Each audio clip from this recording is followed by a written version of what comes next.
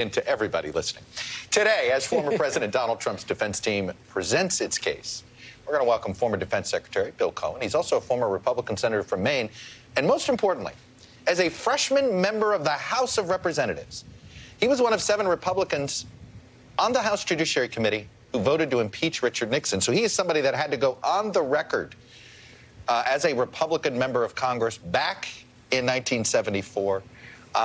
When very few ended up having to do that because eventually the president would resign. Bill Cohen, welcome. So, in fact, talk about that. You just heard Kasie Hunt describe that there are some senators thinking about personal safety has entered their minds and maybe having an influence on how they're going to vote. You felt pressure like that. Talk about that political pressure. You were part of it. You felt it. Yes, we had similar pressure back then. There were threats made against me, my family. There were bomb threats. We had to evacuate the building that we were holding the hearing in. So the threats were there, and they continued even after that. But my wife and I were watching Saving Private Ryan the other night. We had seen it before, but we wanted to watch it again, to watch the men who stormed Omaha Beach, who climbed the hills with the Nazis firing down on them. These were men of the greatest generation. And I think about that because I have a friend who's 95 now who was part of the ones who landed. And all he could think about was defeating the Nazis and saving freedom. He fought again in Korea. And now when I hear that some members are afraid if they vote the truth, if they understand that this is what Donald Trump did, he attacked our democracy, and they're afraid, I want them to go back and think about the men and women after that who served us. I got a chance, both Janet and I got a chance to meet the Tuskegee Airmen, became friends with one in particular, Colonel Dryden. And he talked about how he had to fight against the Nazis during World War II and then come back and deal with the racism back here. These were men who had courage. And for members of Congress to say, gee, I'm not so sure. I know what the facts are. I know that Donald Trump was the fireman in chief. He's the chief marshal. Forget about all the arguments of whether he arranged it, whether he inspired them, when he watched. He was the fireman in chief, and he watched the fire burn.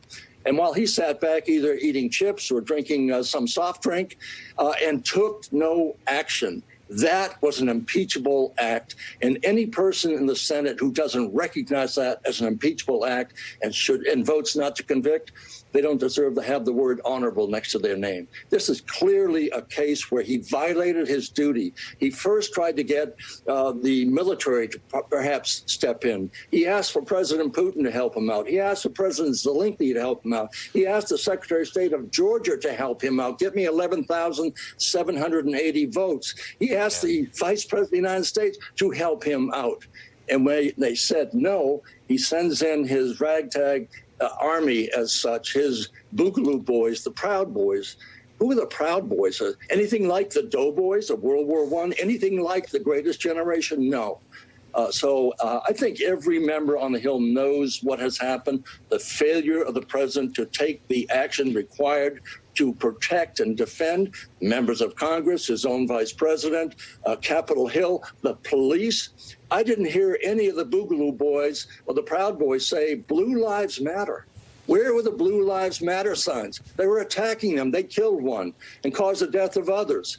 So for members of Congress to say, gee, I'm not so sure I'll get taken to task back home. I might even be attacked.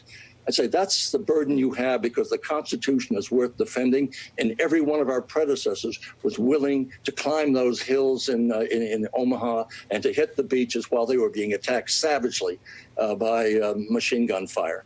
So I don't have anything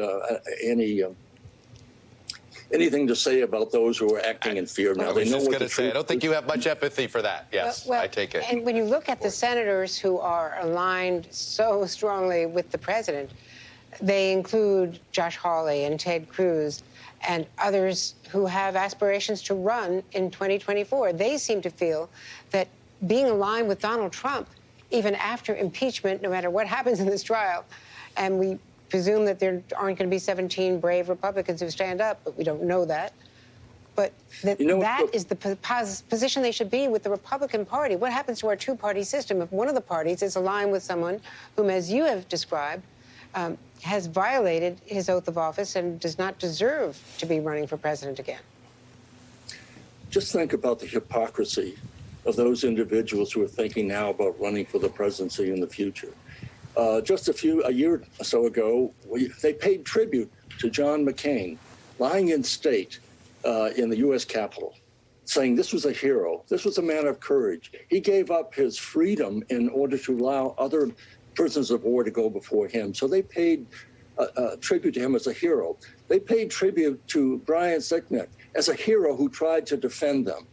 And now they're going to back up and say, well, we don't know. The president might call us out. He might list us on a sheet to say, don't support this person.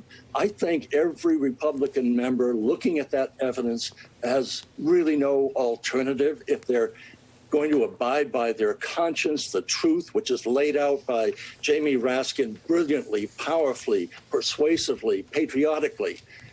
And they're going to say, well, the Constitution says, well, the scholars on the Constitution, the overwhelming majority say, no, you can and should do this. And so now they're going to hold up the Constitution as a fig leaf to hide their naked fear and cowardice and greed for the office. So they're either afraid or they're complicit.